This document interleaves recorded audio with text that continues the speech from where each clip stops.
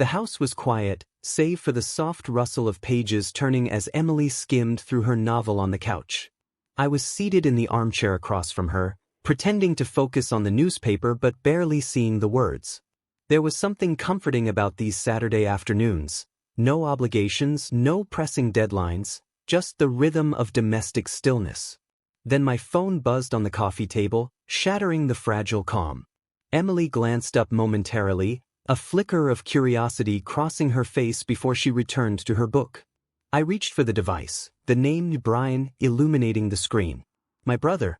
It wasn't unusual for him to call, but something about it felt out of place. Brian wasn't the type to disrupt a weekend without a reason. "Hey," I said, keeping my tone light. His voice on the other end was animated, almost bubbling with excitement. "Tom, I've got some news. Ellie and I are throwing a party tomorrow to celebrate the new baby. You and Emily have to come. It's been ages since we all got together." I couldn't help but smile at his enthusiasm. Brian had always been the extroverted one, the heartbeat of our family gatherings. "Of course.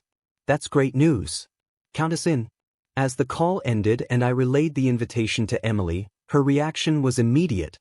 Her eyes lit up, her book forgotten as she leaped from the couch. "A party? Finally," she exclaimed, her voice carrying an energy I hadn't heard in a long time. She was already halfway up the stairs before I could respond, mumbling something about checking the wardrobe. I could hear her muttering to herself, pulling dresses from their hangers and discarding them onto the bed. It was almost comical how animated she was. I settled back into the armchair, bemused by her sudden burst of activity. Emily used to adore social events, always the first to suggest gatherings with friends or family. But somewhere in the blur of our 4-year marriage, those moments had become rare. It wasn't intentional, just the natural erosion of time and routine. We hadn't been to a party in years. I watched her silhouette flicker past the upstairs window, her laughter floating down the stairs as she sorted through her options. She was already imagining the fun she'd have, and I couldn't help but smile at her renewed energy. Yet, a strange unease settled in my chest. It wasn't jealousy, nor was it dread. It was something subtler, quieter, a whisper of something I couldn't quite place. Brushing the thought aside, I resolved to focus on the moment. This was a chance for both of us to break free from the monotony. A party to reconnect, to remember what it felt like to be us before life became so ordinary. The room buzzed with an energy I hadn't seen in Emily for years.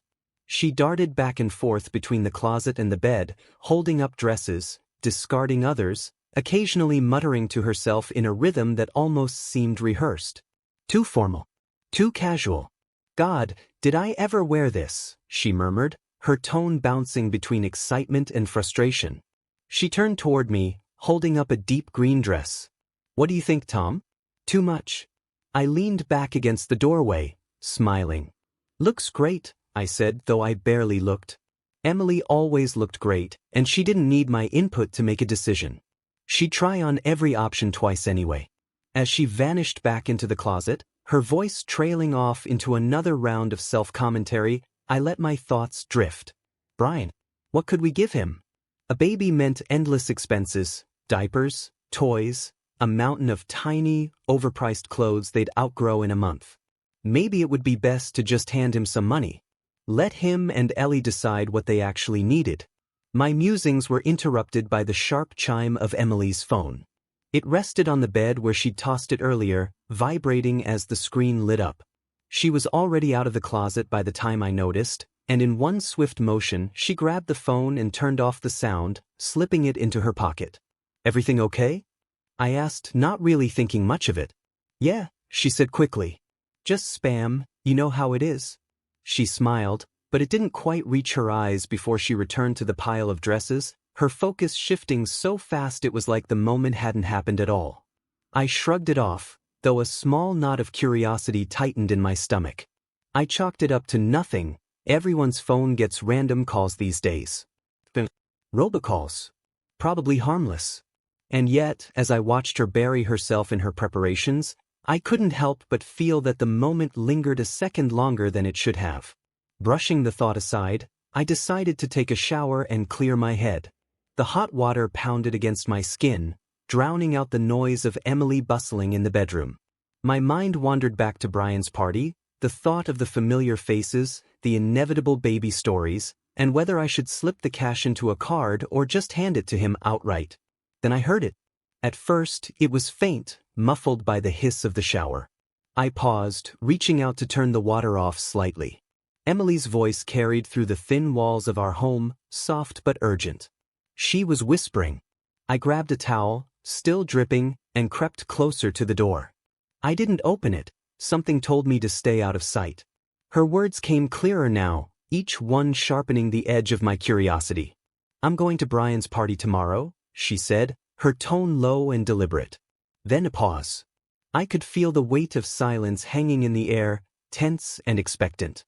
"Oh yeah, you're going to be there too. It's going to be cool. See you tomorrow at the party?" I froze. My mind whirred as I replayed her words. Who was she talking to? Her voice carried a note of casual familiarity, almost intimate. I couldn't place it, but it felt wrong. Wrapping the towel around myself, I leaned against the wall, staring at the tiles as the water droplets clung to my skin. My mind ran in circles. A friend? A coworker? Someone she knew through Brian and Ellie? It could have been anyone, but the way she whispered, the deliberate softness, gnawed at me. I stayed in the shower longer than I needed to, trying to shake the feeling. Rationalize it. It didn't mean anything, I told myself. Nothing at all. But no matter how hard I tried, the question followed me like a shadow. Who was she talking to? The bathroom mirror fogged over as I stepped out of the shower, wrapping the towel around my waist. The house was quiet again, save for the faint rustling of fabric from the bedroom where Emily was still lost in her world of party preparation. The whisper I had overheard replayed in my head, a nagging thread I couldn't seem to pull free. When I entered the room, she was seated at the vanity, smoothing her hair with long, deliberate strokes. She caught my reflection in the mirror and smiled, her mood seemingly untouched by anything else. "Did you talk to someone just now?" I asked casually, hoping my tone sounded offhand. I didn't want to spark defensiveness, just a hint of truth. She glanced at me, her expression perfectly neutral. "No, I was talking to myself," she said, her voice light, almost dismissive. I nodded, pretending to accept her answer as if I hadn't overheard a single word. "Well, if you're taking votes, I hope you gave yourself good advice," I teased, forcing a chuckle. Emily laughed, the sound natural and unbothered, and the knot in my stomach tightened. She was good at this, too good, maybe? I told myself not to read into it as I crossed the room to the wardrobe. Inside, my suit hung waiting, sleek and freshly pressed. Pulling it on, I took a moment to adjust the cuffs and tie, watching my reflection as I smoothed out invisible creases. When I stepped out and stood next to Emily, who had changed into the emerald green dress she'd debated over earlier, I caught our reflection in the mirror. Together, we looked every bit the polished couple. The kind of image that made others believe everything was picture perfect. "You make me look beautiful," she said softly, stepping closer. I let out a laugh, light and easy. "Well, at least one of us gets the credit," I quipped, shaking off the doubt that had been simmering all evening. For a brief moment, I let myself enjoy the way she looked at me, her expression soft and warm, as if there was no place she'd rather be.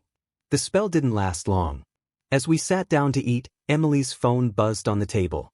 She glanced at it quickly, her fingers flying across the screen as she typed a reply. My gaze lingered on her, watching the way her expression shifted, intense focus, then a fleeting smile. When she noticed me looking, she locked the phone and set it down screen side down, the motion swift and calculated. I raised an eyebrow. "Everything okay?" "Just work stuff," she said with a quick smile, brushing it off as if it were the most natural explanation in the world. I nodded, saying nothing, though the unease returned, sharper now. This wasn't the first time I'd seen her do this. The quick typing, the sudden end to a conversation when I noticed. It had become almost routine, like something she assumed I'd stopped noticing or caring about. I told myself it was probably nothing, that this was just a harmless quirk. I had convinced myself of that enough times before. But something about tonight felt different, heavier, like a storm cloud gathering on the edge of the horizon. When we finally climbed into bed, Emily seemed lighter, more excited. She stretched out beside me, her hands behind her head, her gaze fixed on the ceiling. "I'm going to party hard tomorrow," she said with a grin. "It's been ages since we went out like this." I didn't realize how much I've missed it. Her excitement was infectious. I found myself smiling despite the lingering doubts in the back of my mind. "I'll try to keep up," I said, feigning a groan. "But I'm warning you, I might not have the stamina for your kind of partying anymore." She laughed, nudging me with her elbow. "You'll be fine. Just don't embarrass me on the dance floor, okay?" We exchanged a few more jokes, light and playful, before the conversation tapered off into comfortable silence. As she drifted to sleep, her breathing soft and even, I stared at the ceiling, my mind refusing to settle. Tomorrow promised excitement, celebration, and family. But the whispers, the texts, and the way Emily had brushed everything off lingered in the corners of my thoughts, casting shadows over the anticipation. Somewhere deep inside, I felt it, the uneasy awareness that things were not quite what they seemed. Sleep didn't come easily. I lay in bed long after Emily's breathing had settled into the soft, rhythmic cadence of slumber. My mind replayed the small moments from the day, the whispered phone call, the sudden texting, the way she'd locked her phone when I looked her way. Each memory gnawed at the edges of my thoughts, like a splinter I couldn't remove. Eventually, exhaustion overtook me, and I drifted into a restless sleep. But sleep brought no peace.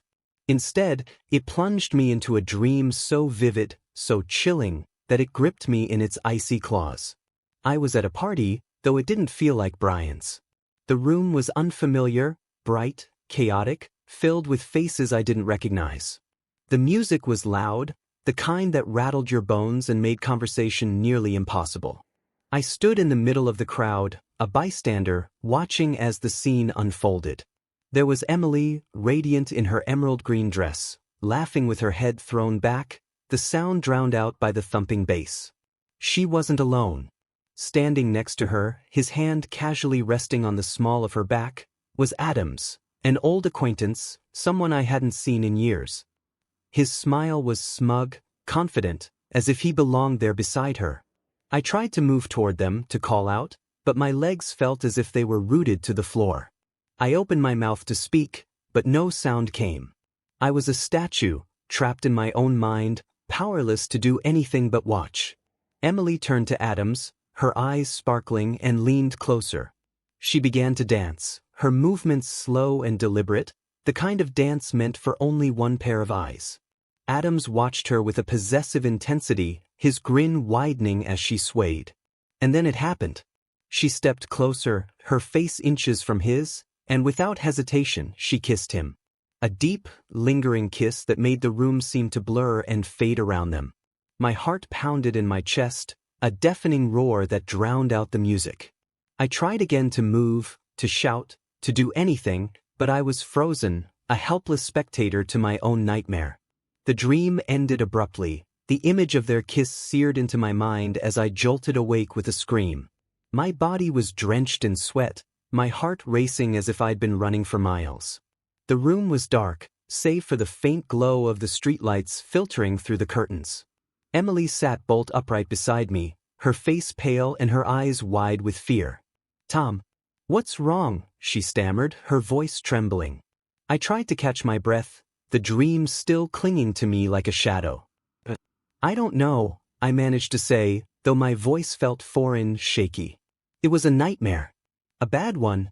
She placed a hand on my arm, her touch hesitant, almost shaky. "You scared me," she whispered. "Do you want something to help you sleep? I think I have some tranquilizers left from when I couldn't sleep last month. They'll help." I nodded numbly, too shaken to argue.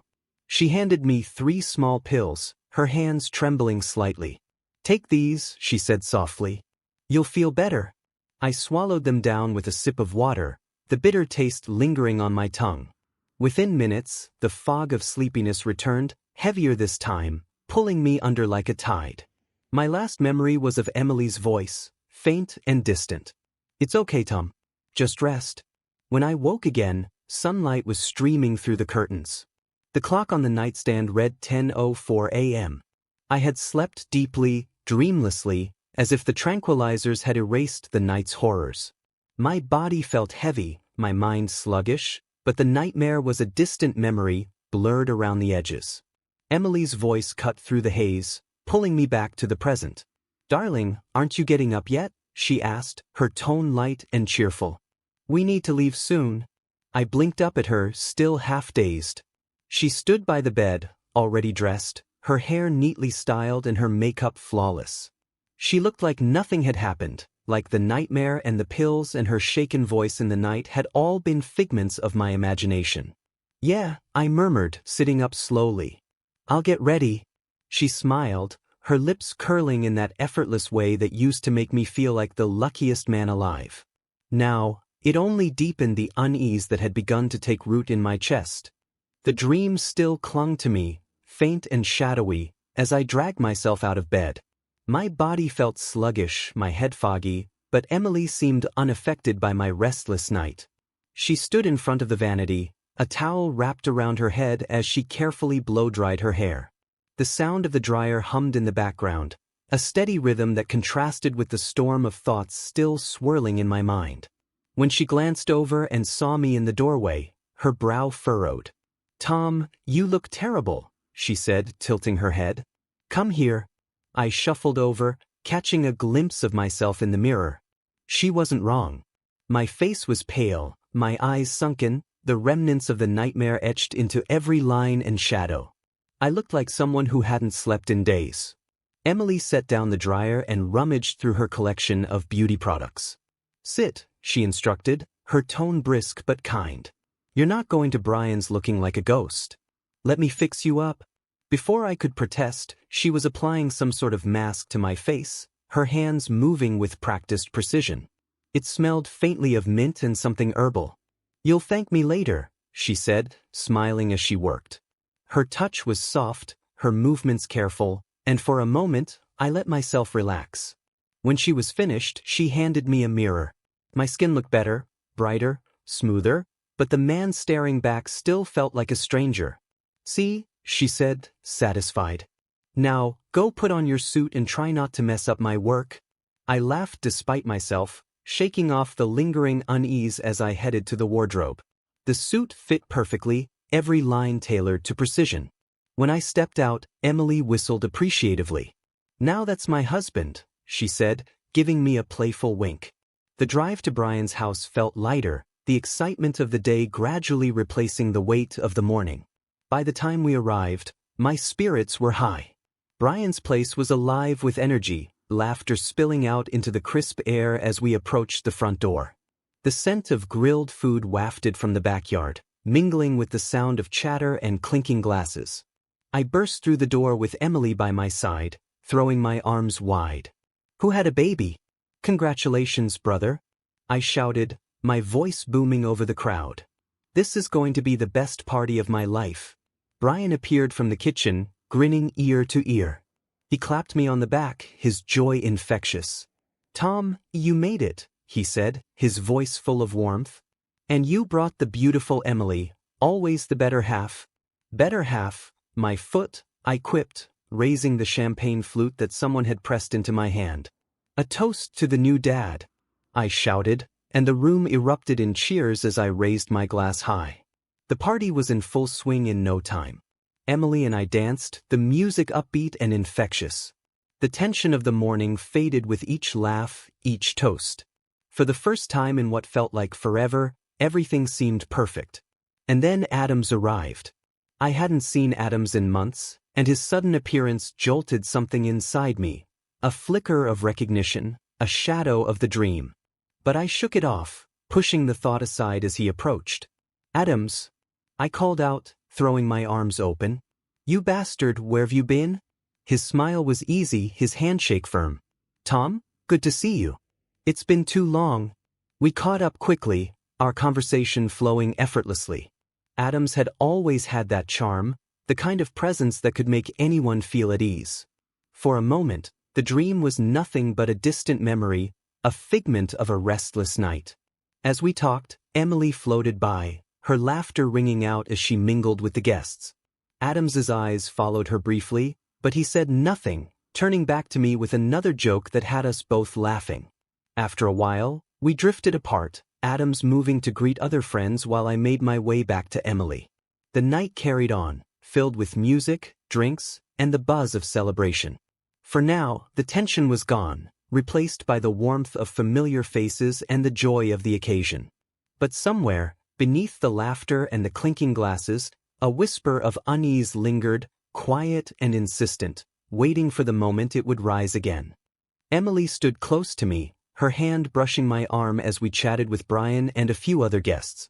Her laughter was light, her smile radiant, and for a while, it felt like we were the perfect couple again.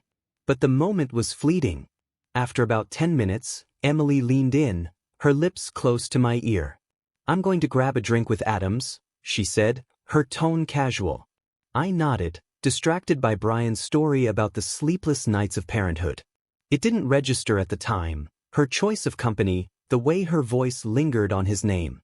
If only I'd paid closer attention, maybe I would have realized what was happening. Maybe I could have stopped it. But I didn't. Instead, I stayed rooted in place, laughing at Brian's jokes as the minutes ticked by. Out of the corner of my eye, I saw Emily at the bar with Adams, her posture relaxed, her laughter growing louder with each passing drink. She was drinking more than usual, much more. Emily had never been one for heavy drinking. A glass of wine or a single cocktail was her limit. But tonight, with Adams by her side, she threw caution to the wind. Shots lined the counter in front of them, and they toasted each other again and again, their faces flushed with alcohol and exhilaration. I should have gone over then, but I didn't. I convinced myself it was harmless. She was just letting loose, enjoying the party. And Adams, he was an old friend, wasn't he? What harm could there be in a few drinks? The sight of a familiar face pulled my attention away. It was one of my business partners, Michael, and with him stood two of our key investors. I hadn't expected to see them here. What were they doing at Brian's party? Surprised but pleased, I walked over to greet them, shaking hands and exchanging pleasantries. The conversation turned to work almost immediately, discussions of future projects and potential expansions consuming my thoughts. It was a rare opportunity to speak candidly with them in a relaxed setting, and I threw myself into the conversation. Time slipped away. A half hour passed, then 45 minutes, and finally a full hour. It wasn't until the music changed to a slower, mellower tune that I realized how much time had gone by. I glanced around, scanning the crowd for Emily. She wasn't there. Neither was Adams. A flicker of unease stirred in my chest as I looked toward the bar where they'd been earlier. It was empty now, the glasses cleared away, no sign of them. I checked the yard next, weaving through clusters of guests, my eyes searching for her emerald dress or the flash of Adams's familiar grin. But they weren't there either. I called out her name, but the music swallowed my voice. No one noticed my growing concern, too caught up in their own conversations and laughter. I approached a group near the patio. "Have you seen Emily?" I asked, trying to keep my tone light. One of them, a woman I vaguely recognized as Brian's coworker, nodded toward the house. "I think I saw her and Adams heading up to the attic," she said, her voice casual. "The attic?" My chest tightened. Why the attic? What could possibly take them there? It was a cramped, dusty space, barely used, hardly fitting for conversation or drinks. "Thanks," I said, my voice tight, forcing a smile I didn't feel. I turned toward the house, my feet carrying me with a strange, unsteady urgency. The voices around me faded into the background, replaced by the pounding of my own heart. My mind raced with possibilities, each one darker than the last. As I approached the stairs, the music seemed distant, muffled by the walls. The laughter and chatter from below were muted now, leaving only the creak of the wooden steps beneath my feet. I hesitated at the base of the attic ladder, my hand hovering over the rail. What was I about to find? The attic ladder creaked beneath my weight, every step an echo of the dread building inside me. The faint murmur of voices reached my ears, muffled but unmistakable. I paused midway up, my hand gripping the rail as I strained to make out the words. "I don't know if I really want to do this," came Emily's voice, soft but clear. "I love my husband more than you, but I think once we can try it with you. But let's be careful, because I don't like it to hurt. My breath caught in my throat. The words hung in the air, their meaning twisting in my mind. What was she saying? What were they doing? My pulse pounded in my ears as I climbed the last few rungs, desperate to understand. When I reached the top, the dim light filtering through the attic's small window revealed a scene that sent my world crashing down around me. I can't describe in detail everything I saw there, because YouTube doesn't allow me to say that. Emily was there, lying on the old dusty blanket we'd stored years ago, her dress discarded in a crumpled heap on the floor. She wasn't alone. Standing over her was Adams. He leaned toward her, his intentions glaringly clear, her own words still ringing in my head like a cruel refrain. I froze, my body locked in place as if the horror of the moment had turned me to stone. For a fleeting second, I told myself I wasn't seeing it right, that there had to be some other explanation. But there wasn't. Something inside me snapped. I stormed forward, the sound of my own voice surprising me as I shouted, "What the hell is going on here?" Adams turned toward me, his expression slow and hazy, a stupid grin plastered across his face. He didn't even have the sense to look ashamed. Emily scrambled to sit up, clutching the blanket to her chest, her wide eyes filled with something between panic and confusion. "Wait, this isn't? Don't even try it?" I roared, my voice cracking with fury. "Don't you dare say it's not what it looks like." I turned to Adams, my fists clenching at my sides. Before I could stop myself, I lunged at him, shoving him back against the slanted wall of the attic. The wooden frame rattled with the force, and he stumbled, too drunk to catch himself properly. "You bastard," I hissed, my fist connecting with his jaw in one clean strike. "Tom, stop it!" Emily screamed, her voice shrill and frantic. She crawled toward me, clutching the blanket tighter. "We didn't do anything. It wasn't what you think." "Not what I think?" I turned to her, the anger and betrayal bubbling over. "Do you even hear yourself?"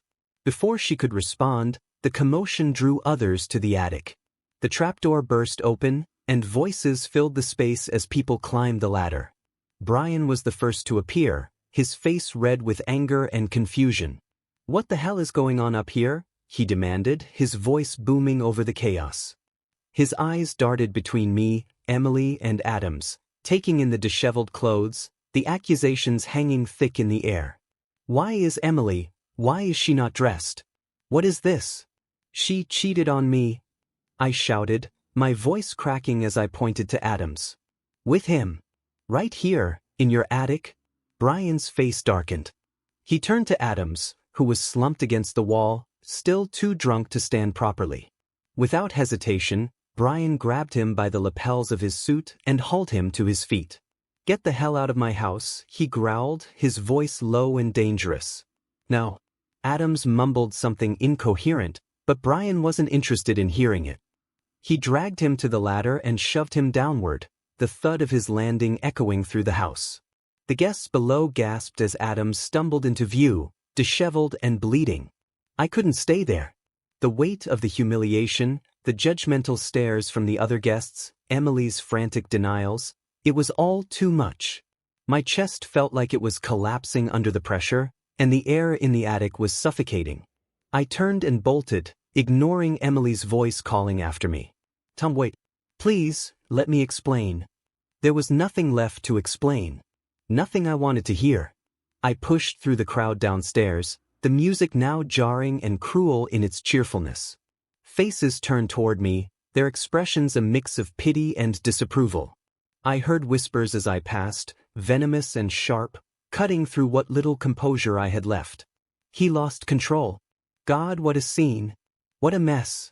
By the time I reached the front door, my vision was blurred with tears. I didn't stop. I didn't look back. I just ran, away from the party, away from the betrayal, away from the life that had unraveled in front of everyone. I stumbled to the car, my breath ragged and uneven as if I'd just run a marathon. My hands trembled as I gripped the steering wheel, the events of the night playing in a cruel loop in my mind. Emily's words, her betrayal, Adams's smug, drunken face. It was too much. I slammed my fists into the wheel, the horn blaring into the night. Why?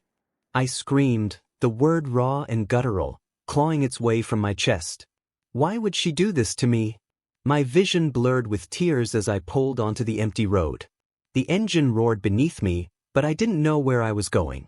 I didn't care. I just needed to get away, to outrun the crushing weight of what I'd seen. Each mile felt heavier than the last, my mind a storm of disbelief and rage. I screamed until my throat burned, punched the wheel until my knuckles throbbed, shouted at the night like it owed me answers. But no answers came. When I finally reached home, the silence was deafening. The house, our house, stood there like a monument to a life I no longer recognized. My stomach churned as I stepped inside, the familiar smell of her perfume lingering in the air, mocking me. The first thing I saw was the photo of us on the mantelpiece. It was from our wedding day, Emily in her white dress, her eyes sparkling with joy. I couldn't bear it. With a roar of frustration, I grabbed the frame and hurled it across the room. The glass shattered, the sound ringing out like a scream. I lost control. One by one, I tore through the house, throwing everything that reminded me of her. Vases smashed against the walls, pillows ripped from the couch, drawers yanked open and emptied onto the floor. My heart pounded in my chest as I trashed the home we had built together, each broken object a futile attempt to erase the memories. When there was nothing left to destroy, I stumbled to the bedroom. I grabbed my suitcase, throwing my clothes inside without care. One bag turned into 2, then 3, as I packed everything I could call mine. By the time I was done, the car was stuffed, my anger still bubbling beneath the surface. Before I left, I grabbed my keys and walked over to her car. The sleek black sedan gleamed under the porch light, every inch of it perfect and polished. I couldn't stand it. Taking the key, I dragged it along the side, the sharp metal screeching as it carved a jagged line into the paint. It wasn't enough, but it would have to do. The road stretched out before me, dark and endless. The phone buzzed in the passenger seat, Brian's name flashing on the screen. I ignored it at first, gripping the wheel tighter as I drove faster. But it buzzed again and again until I finally gave in. What? I snapped, my voice hoarse from yelling. Tom, Brian's voice was quiet, heavy with guilt. I'm so sorry. I never should have invited Adams. This isn't your fault, I interrupted. My voice cracked, my anger giving way to exhaustion. It's hers. It's all hers. Where are you going? He asked, concern bleeding through the line. To Grandpa's house, I said flatly. The one in the village. Don't tell her where I am. I don't want to see her. I don't want her to know. Brian hesitated. She's still at the party in the attic. She's been crying. I don't care, I cut him off, my grip tightening on the phone. I don't care what she does. I hung up before he could respond, tossing the phone onto the seat. It buzzed again moments later, Emily's name flashing across the screen this time. I blocked her without hesitation, the thought of hearing her voice too much to bear. When I finally reached Grandpa's house, the sun was beginning to rise. The old building loomed before me, its paint peeling and its windows dusty with age. It was cold and uninviting, but it felt right. The place as broken as I was. I didn't bother unpacking. I dropped my bags by the door, collapsed onto the sagging couch, and fell into a restless sleep. The days blurred into weeks, each one a haze of alcohol and regret. Bottles piled up in the corners of the house, the only company I allowed myself. I didn't shower, didn't clean, didn't care. The world outside the cracked windows might as well not have existed. Then one day Brian came. He didn't knock. He just walked in, his face set with determination. "This isn't you, Tom," he said, looking around the wreck of the living room. "You can't keep living like this." "Leave me alone," I muttered, reaching for another bottle. He didn't. He grabbed the bottle from my hand, dumping it out onto the floor. "Enough," he said firmly. "Emily's gone. She moved to her mom's weeks ago. The house is empty. Go back. Start over." I wanted to argue, to tell him to mind his own business. But his words hit something inside me, something buried beneath the layers of pain and anger. I looked around at the ruin I'd made of myself, the man I barely recognized anymore. Brian was right. I couldn't keep living like this.